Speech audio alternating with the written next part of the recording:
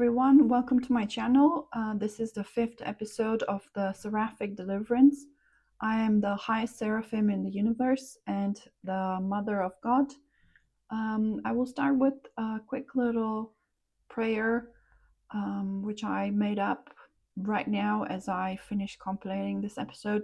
I always try and tailor the words I'm using so that they kind of link with the message as well. I'm trying to keep it always quite clean and quite simple, just to kind of focus your attention on the actual message and help you understand that prayer doesn't have to be complex at all. It can just be like the essence of what you really want.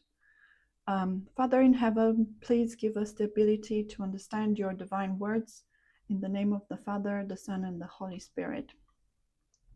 Right, so in this episode, this one was a little bit more complex because it's dealing with history of the Benjamites versus Judah tribe, things that I had to study myself just lightly. I didn't dig in, or chew on it too much. I just the Lord is picking up essence of things and just throwing it at me.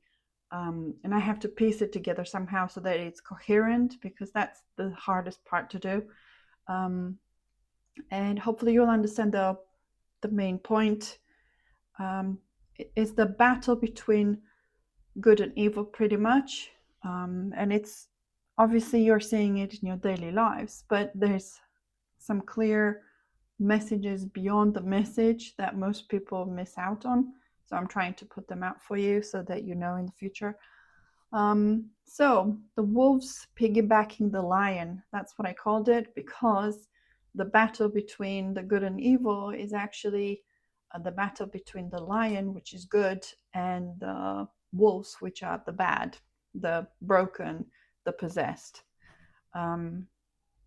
So the wolves are the Benjamites, if you will, which actually were represented in the Bible by the King Saul, and the Judah tribe was represented by the King David. So you might know their stories. I will have a little bit explained later on.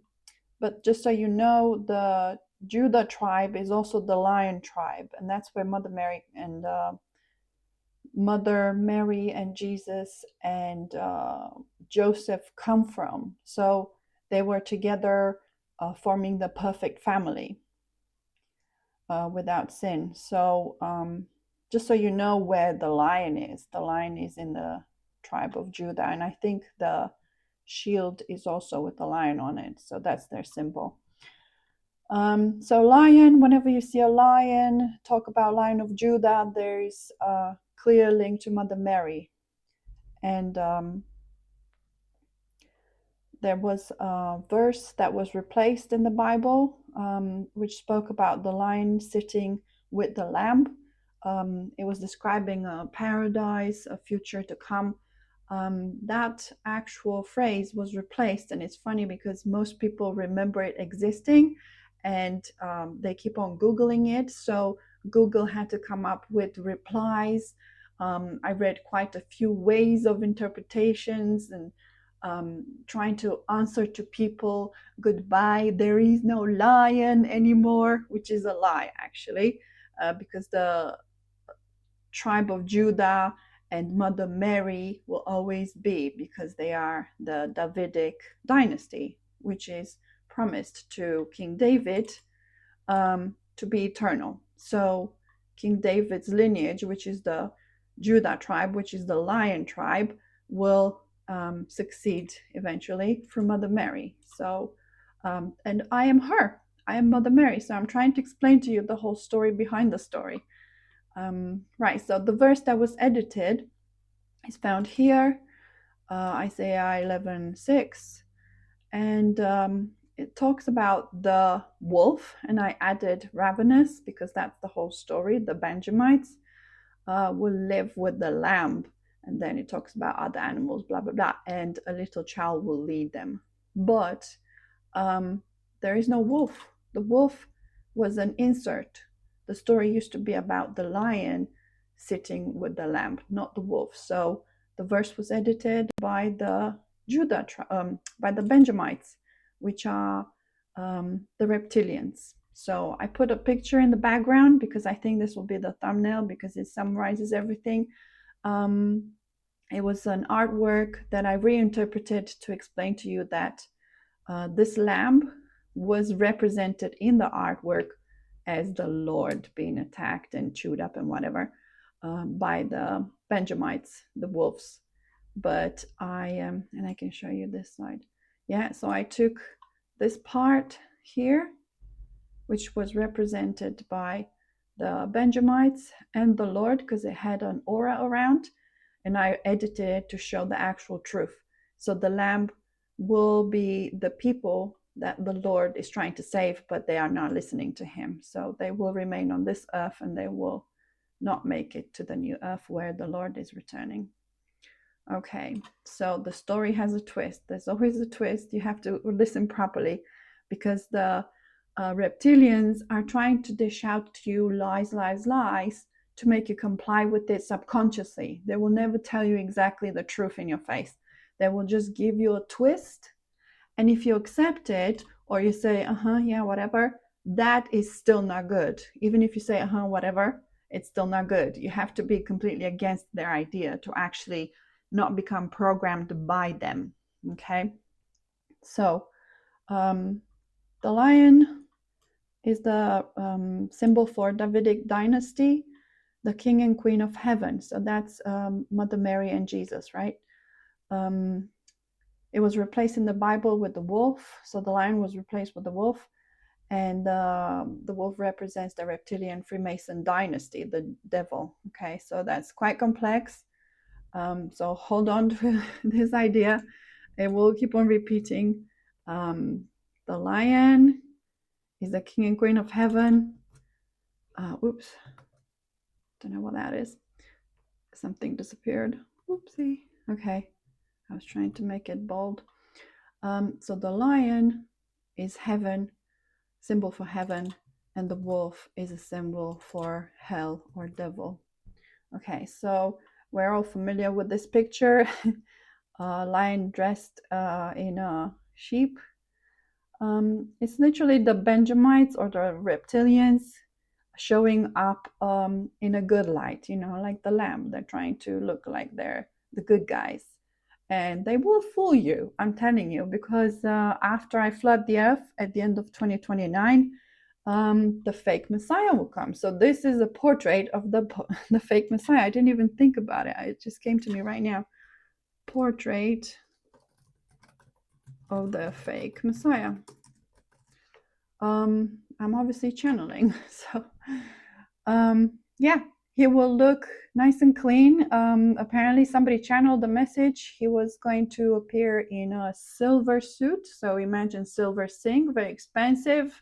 That could cost a few £1,000s if you imagine that.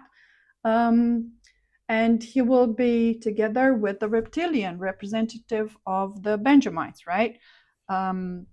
Because the Jews know, and they will come to the Jews because the fake Messiah is a Jew. So from the Jews, it will start. They will bring out the idea that, hey, the Messiah came, blah, blah, blah. Of course, it's a lie, but many will fall for it. Many. So yeah, that's the wolf, the fake Messiah. He's a Benjamite. Yes, because I was going to say the Jews know that in the end times, there will be two witnesses, two people will be sent. There's always some detail they know about, but the reptiles have managed to twist everything about it. So they'll always be confused about who's coming, how is it in the Bible, does it say, or Torah, so they're not going to recognize anything. They're not going to understand. They'll be so confused that, yeah, they're going to fall for it. The Jews will think that's the Messiah, but it's not. Yeah. So next, Genesis 49:27. Benjamites or Benjamin is a ravenous wolf. So they're describing to you the tribe here. In the morning, he devours the prey. In the evening, he divides the plunder. Obviously, there's many translations for this, but it just literally means that they're nasty people. So, in a nutshell. And there is a list of all the things they used to do and how they decayed genetically. In Jude, the tribe of Benjamin committed severe sins that nearly destroyed them. So, from rape, murder, and tribal arrogance, they always think they're the best and all that. This moral failure led to a devastating civil war where the rest of Israel sought to annihilate them. Obviously, it didn't happen. There's always an influx of new people to take over, new evil, new translations, new ways of interpreting and making sin out of nothing, you know. And there's a problem with sin. It degrades DNA, and that's because the Lord takes life and power away from people who sin. So you do not play with this. The Lord doesn't actually promote sin. So when you sin, you go against him. So he's taken away the power to live. So life is taken away life from you. That never gets ignored. So anything you do gets piled onto you, and he takes more and more power for you. So yeah, you can't avoid it. It's what people call karma. So yeah, so there's no solution except to stop sinning. That's why Mother Mary, being without sin, is the one who gets to teach humanity after the second coming. Obviously, she's already doing that for the Catholic Church. But those who have not clicked with the idea, sin is not allowed in heaven. So as you start to ascend to the new earth, you are actually going to learn how to be without sin. And that will take many millions of years of evolution of the soul. So to get to that point where you are without sin probably will never happen. But at least you'll have the tools and know how to achieve it better than you are now. Okay. Fake Apostle Paul was a Benjamite, a wolf, a Pharisee, and a reptilian. So he was asking, he started talking to God, asking for permission to destroy the other tribes, and he confessed with the killing of the true Christians in his time. All right, so he's making a statement of who he is. He's not a real chosen apostle. But because the reptilians edit the Bible all the time, they have to tell you a truth first. So first they identify who this character is, who this pretend apostle Paul is. He's not an apostle. Jesus never picked him. So you can't call somebody an apostle just because he ended up in the Bible. Right, so he's confessing with what he's done, and then he makes up a story of how good he was and how he changed and all that, which made people think that he's a changed man, you know, and that's why he appears in the Bible. But that's not true. He's not a changed man, simply because of the statements he made. So yeah, he stated he's a sinful degenerate because that's what happens with the DNA, that it's downgraded. So you don't go from being completely horrible to being completely good and being a leader, because the Lord will never choose you to be a leader if you've never practiced being as good as you possibly can. So you don't go from one extreme to the other extreme within a lifetime. Evolution of the soul takes millions of years, especially when you are in hell earth, which is where you are right now.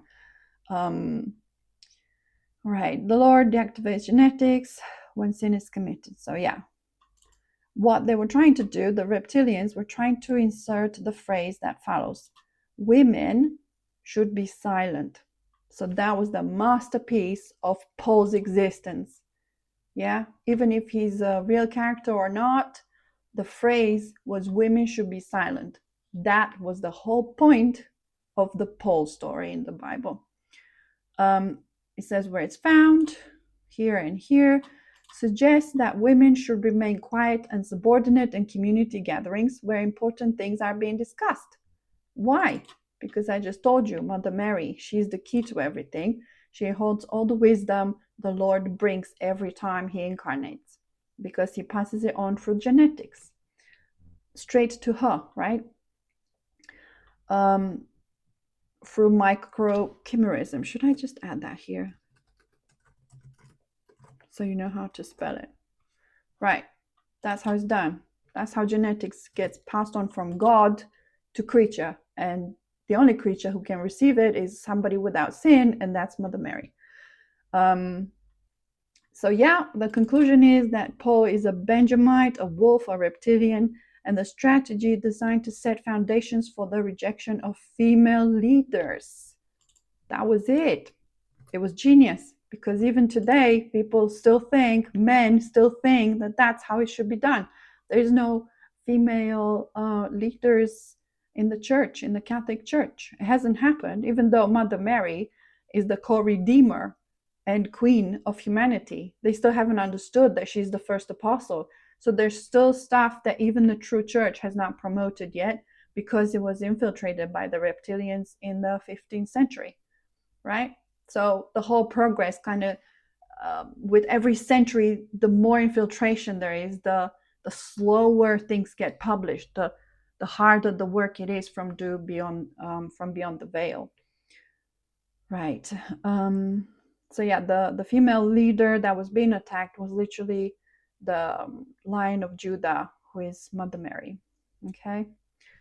So yeah, it was a genius move. I'm watching their moves and thinking, wow, they came up with this. But they're always copycats. So whatever they see, when I make a move, they make a move. So they just copy my moves and they undo them somehow. And whoever falls in that trap, sad story. Right, the lost souls of earth. Lambs without the protection of the lion. Here it is in the picture, right? And I actually added extra text so you can see what it means. Lambs without the protection of the lion tribe of Judah end up in the care of the wolf tribe of Benjamites. So that is a scary picture, because the Benjamites are the reptilians, and they actually eat human flesh. In Genesis 3:14, God curses the serpent in the Garden of Eden, stating, "You will crawl on your belly and you will eat dust all the days of your life." So, and then there's this twist I never came across, very interesting, because they are right, actually. Because humans were formed from the dust of the earth, Genesis 2:7, some Christian traditions symbolically interpret the curse as the devil, wolf, Benjamite, reptilian, feeding off spiritual dead or fallen humanity. It's feeding off the people, but it's not just spiritual. So I copied this from Google and I thought, that's genius, man. But it's still incomplete, because it says spiritually dead or fallen humanity. It's not just spiritual, it's actually physical also.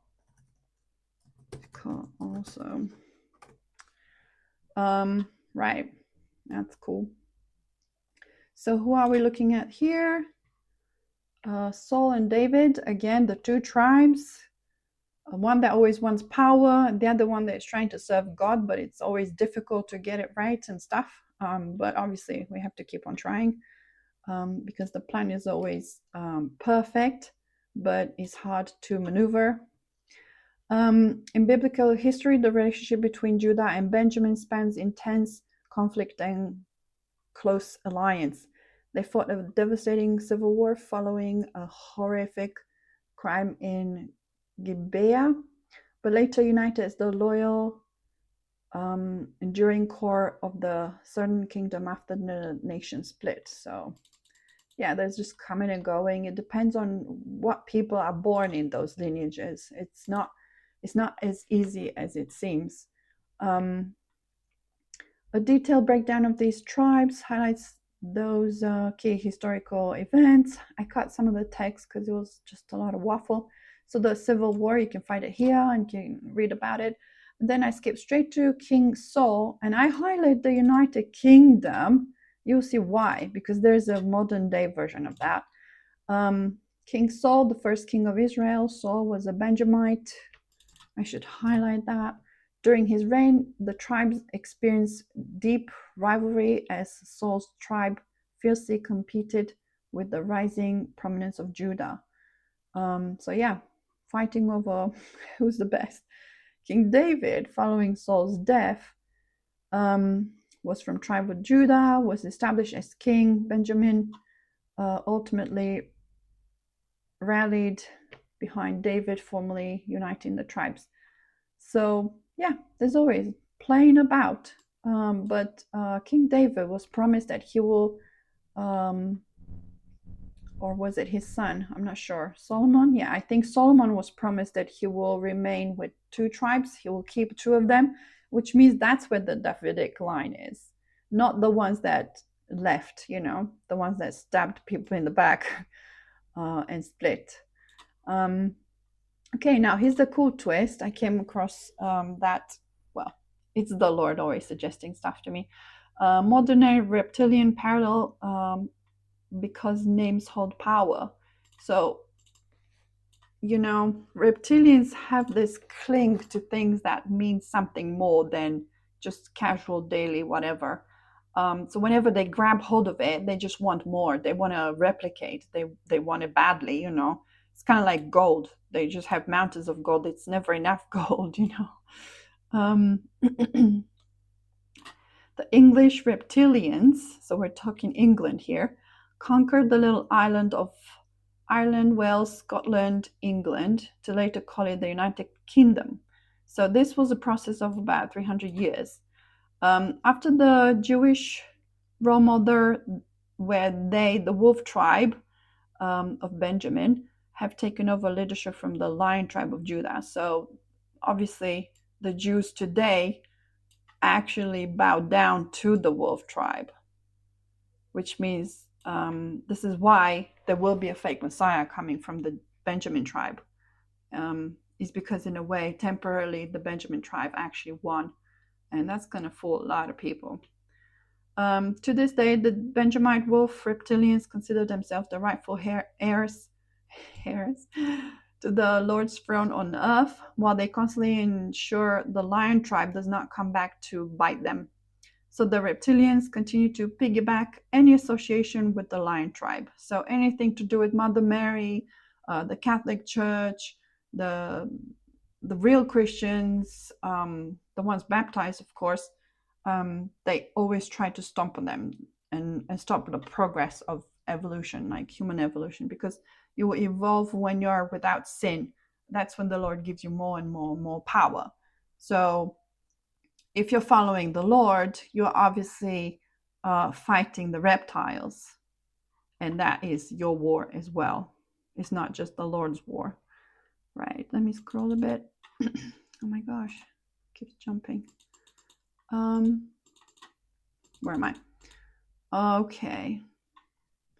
The lioness piggybacked by the wolf, symbology reinvented. So now we're moving on to the second phase. There'll be more photography here, pictures, work of art. Look at it, it's very cute. So this was the original. So I'm doing a parallel between Katniss Everdeen of the Hunger Games trilogy. I'm going to try and explain to you all the symbology behind it, because you guys have not thought of this before. I can assure you, I didn't even think it until the Lord pointed it out to me, and I was like, oh my God. And the more I dug, the more I realized, oh my God, this is so deep. Hunger Games trilogy means ravenous wolf, so hunger, yeah, ravenous wolf, Benjamin's reptilians, eating, yeah, because it's hunger. The Trinity, trilogy, Trinity / Lord, born of the lion tribe, because obviously that's where his tribe is, the lion tribe, yeah. And then this is the picture I found, I don't know, a week or 2 ago. I thought it wasn't related, but it is. Everything's related. Everything I'm coming across these days is like link to something new. So here it is. This was created in 2022. Probably somebody requested it, because this is reptilian, completely reptilian. This is not even a joke. What they want, it was in another movie actually. What was it? Can't remember right now. Zoolander 2. If you watch Zoolander 2, it's literally this portrait. But you have to read between the lines, because they're constantly bombarding with symbology. So I watched Zoolander 2 and I was like, are you kidding me? These guys are crazy. They literally put this portrait in the movie, explained for a lot of garbage. Yeah, and they made it kind of spiritual as well. So yeah, if you watch that, you're gonna die. Hunger Game trilogy. Yeah, so I literally translated what it means. Benjamite tribe wants to obliterate the Davidic dynasty, the Judah tribe. Okay, because the Judah tribe is the tree of life. So if you're coming back to the Lord, you're coming back to the living universe, and the reptiles do not access you easily anymore because you are protected by Mother Mary. She's the highest seraphim. That's no joke, actually. Highest seraphim has all the power that Jesus has, right? So you didn't know you have a queen. You didn't know I am alive today. Well, it's me, and I have a lot of power. Right, this is my AI version. So I replaced the halo. I took it down because for me that symbology was just hatred portrayed towards my son. So that's it, replaced by souls who did not follow him. So this lamb is no longer Jesus. This lamb is souls that do not listen to what I'm saying, do not listen to the Lord either. So the hell earth is symbolized by the red dragon taking complete control of the planet. The planet you're on right now will become their playground completely. No one's going to save you from that ever again. Okay, it's going to become a red planet, and then it'll be just gone, poof, just fire. Complete control, and it'll be destroyed in the future. I added reptilians to explain who the Benjamite wolves are more clearly. Yeah, because when the Lord takes power from you, you become more and more related to the reptilian race. You become one with them.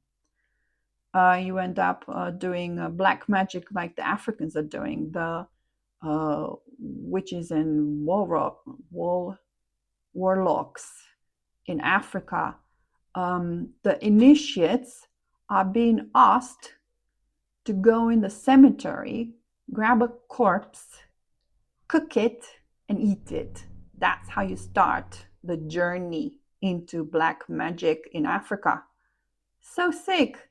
You want to become one with them, and they're being lied to. They're being told that they're connecting with the goddess. No, they're not. I am the goddess. Obviously, I'm not God, but people will call me goddess because I have so much power. And my power obviously comes from the Lord's expression through me. So I actually have no power because I don't exist. I am she who isn't. That means no ego. That means you don't actually have an identity like everybody else, you know. So I don't practically exist.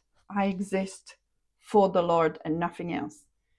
Right. So I'm explaining to you, to ascend from this earth and onto the new earth, you must connect to Mother Mary, which is me, the Lion of Judah, Queen of the Davidic dynasty. I'm kind of like a foot in the door, because if you are connected to me, you get the chance to survive. If not, you've not even started to save yourself. This is done through the Catholic baptism, which is a symbol of spiritual union with the Mother of God, and therefore a union with the Davidic bloodline and her son, the Messiah. Quite clear there. Katniss Everdeen. Let's move on to this, because when he pointed it out to me, I was like, oh, that's cute. Because I watched the movie, so I was like, everything was cute for a second. Right, and then I went into translating it, and I was like, oh my god. Katniss Everdeen. Katniss Evergreen. Katniss links to cat, to lioness, Sekhmet, which is Mother Mary. In case you didn't know, that was one of my names in during the Egyptian dynasty, born of me again, me and the Lord. Again, Lion of Judah, so the lion lineage, Mother Mary, that's me, Queen of the eternal Davidic dynasty. So I'm explaining to you what cat relates to, because people don't know. Cat goddess, yeah, who is that? Who is this Sekhmet? Go search it. There's still statues of me. Okay, they still exist, and they have special rooms, just me in there in the dark, looking at people. People freak out. some of them have a really hard time being in my statues present, because I actually exist through it. I can read your soul through my statues, just like I can do it through the rosary, through anything that links to me. So portraits and all sorts of things, anything that's dedicated, blessed, anything that is linked to me for real. Everdeen, Evergreen, Immortal, Rebirth, Phoenix, Mother Mary again. So arrows, bullseye, bull. This was, I was shocked by this one. Right, I can make it, I don't know. Arrows, bullseye, bull. This was a symbol of God in Egypt. I knew about that one years ago. And then linked to Oceani. So it's quite interesting. The most famous goddess associated with the bow and arrow is Artemis, known as Diana in Roman mythology, as the Greek goddess of the hunt, wilderness, and the moon. I highlighted moon because moon is linked to silver, to being without sin, to the goddess in general. So that's the mother of God. She's almost always depicted carrying a silver bow. Again, silver, moon, same thing. Symbology is all like linking together, always repeating. A quiver of arrows, often accompanied by a deer, by the way, when who was this? I had a lifetime in 500 BC China. It might come to me later. And when I was born, the mother had a dream of a deer, and that was a symbol for Mother Mary, again, born as Confucius. Yay, got it. Confucius. I'm Confucius as well. So if you there's a free movie probably on YouTube. If you watch it, you'll understand. So yeah, I have my dynasty, my Davidic dynasty actually spreads all over the world, not just in the Judah tribe. It's everywhere. It's everywhere. So more deer symbolism, or hunting dogs. By the way, I manifested recently 3 visions through people of me with greyhounds, or greyhound something related with the greyhound, and that's definitely in my future. And it's a symbol of me as well, as in fast moving, which is also a symbol of seraphim. Okay, greyhound equals seraphim, by the way. I just thought that. Seraphim. Why? Because seraphims have 3 sets of wings, which symbolizes super fast movement, which means very high consciousness. Because as you go up in consciousness, the Lord gives you more power, and you can achieve a lot more in the same space of time. So like he says, a day in his realm, which is 12 density or above, whatever. I think it's 12D, but I still think he's above me. I'm from 12D. So in 12D, he experiences 1,000 Earth years in one day. So that's why when you get messages from him, they might happen in, I don't know, 50 years from now. But to him, they already happened because he's seen it all already. So it's like, for him, it's like now. But for you, it's like, when is it going to happen? And you can never pin it down. So yeah, it's kind of complicated. So yeah, greyhounds, seraphim, moving fast movement, high consciousness. And then 3 more examples of other goddesses from across the world who have the same symbology, which means it's always me. I'm me, everything is me, literally everything here is me. An ancient Egyptian goddess of war, hunting, weaving. Weaving is quite important because I always seem to end up knitting or crocheting or weaving, something to do with hand movement, because my hands are very high resonance and they need to be kept moving, or I end up beating people up. So it's like I have to make use of the